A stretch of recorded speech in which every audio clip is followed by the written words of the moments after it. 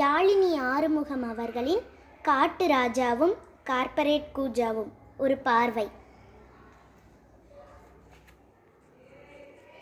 மேற்கு தொடர்ச்சி மலையில் அடர்ந்த காட்டுக்கு நடுவில் அதிகாலையிலேருந்தே பாடல் சத்தம் காதை கிழிச்சு போகிற அளவுக்கு இடைவெளி இல்லாமல் பாடிக்கிட்டே இருக்கும்.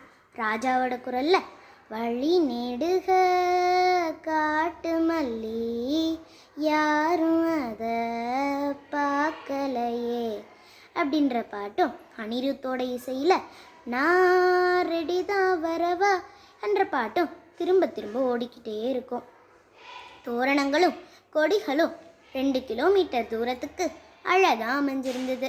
வீட்டு விலங்குகளும் காட்டு விலங்குகளும் பறவை இனங்களும் இணைந்து நடத்துகிற மனிதர்களுக்கு எதிரான கண்டன கூட்டத்துக்கு தான் இவ்வளோ ஏற்பாடுகளும். தலைமை உரையாற்றிய பெண் புலி ஒன்று, அது பேர் கயல். அந்த கயல் இந்த மனுஷங்களால் ஏற்படுற துன்பங்களையும் துயரங்களையும் விரிவாக சொல்லிட்டு ஒவ்வொருத்தராக பேச அழைக்குது. அடுத்ததாக பேச வந்த மலைக்குரங்கு, இந்த மனுஷங்களால் ஏற்படுற துன்பமும் துயரமும் நாளுக்கு நாள் அதிகரிச்சுக்கிட்டே வருது. இது அவங்க காட்டு பயணம் மீது வந்தாங்கன்னா அவங்க ஏதோ தின்பண்டம் சாப்பிட்டு அந்த நெகிழி பைகளை காட்டுக்குள்ளேயே போட்டு போயிடுறாங்க. எங்களை மாதிரி உயிரினங்கள் அதை எடுத்து சாப்பிட்டு அவங்களுக்கு நோய்களும் புற்றுநோய்களும் வருது. ஆனால் காடும் மாசடையுது. இந்த மனுஷங்களுக்கு அதை பற்றி எதுவுமே கவலை இல்லை.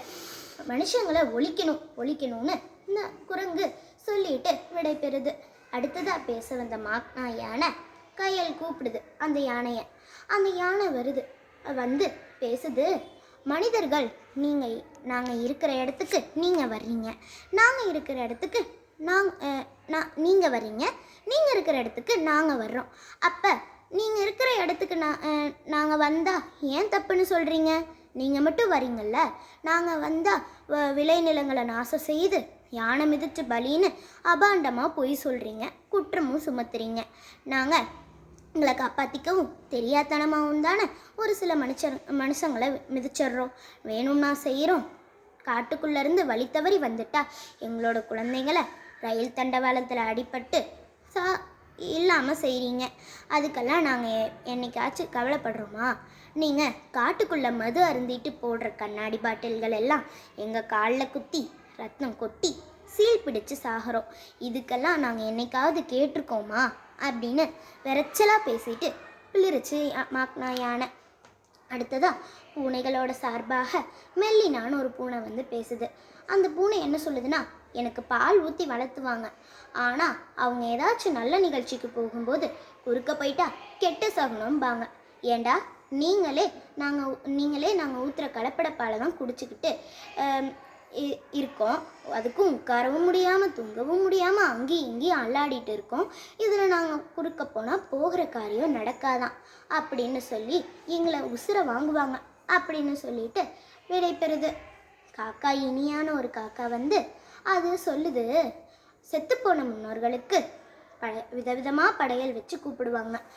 ஆனால் பெற்றவங்க இருக்கும்போது சரியாக பார்த்துக்காத இவங்க செத்ததுக்கப்புறம் நம்ம விதவிதமாக படையல் போட்டு நம்மளை கான்னு கூப்பிட்டு உசுரை எடுப்பாங்க. ரொம்ப நேரம் கழித்து வரலைன்னா அவங்களுக்கு ஏதோ கோபம் போல், அதான் வந்து எடுக்க மாட்டேங்கிறாங்க அப்படின்னு ஏதோ காரணம் சொல்லுவாங்க.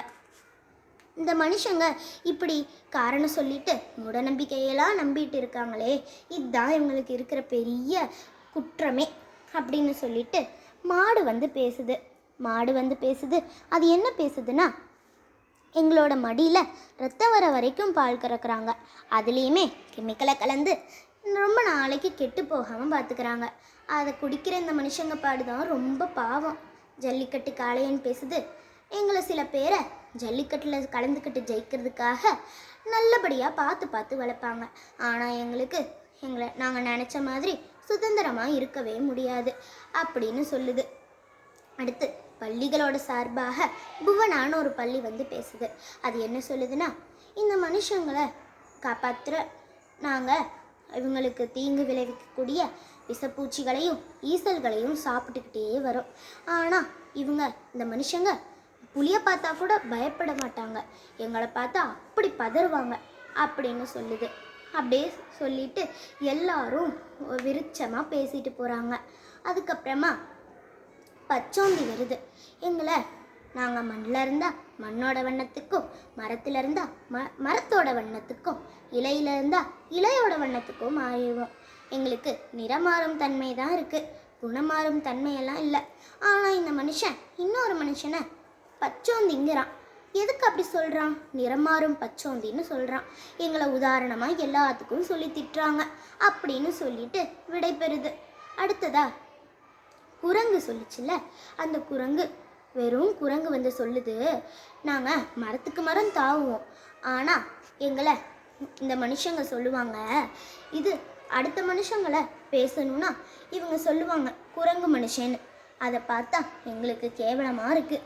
இவன் எங்களை சொல்கிறான், இப்படி சொல்கிறானே அப்படிங்கிற மாதிரி எங்களுக்கு கேவலத்திலும் கேவலமாக இருக்குது அப்படின்னு சொல்லி எல்லா விலங்குகளும் பேசி முடித்தோடனே மயில் வந்து சொல்லுது, என்னைய பிடிக்க மாட்டாங்க, எதுவும் துன்புறுத்த மாட்டாங்க, ஆனால் இவங்களுக்காக எல்லாத்தையும் பண்ணிக்கிட்டு வர்ற நாங்கள் எங்களை ஐயோ என்ன சொல்கிறதுனே தெரியல அப்படின்னு சொல்லுது.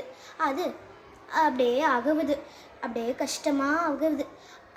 அது அகதுவதை பார்த்து கயல் சொல்லுது, நீ கவலைப்படாத, இந்த கூட்டத்தில் தான் மனுஷங்களுக்கு எதிரான ஒரு தீர்ப்பை நான் வழங்கணும் அப்படின்னு சொல்லுது.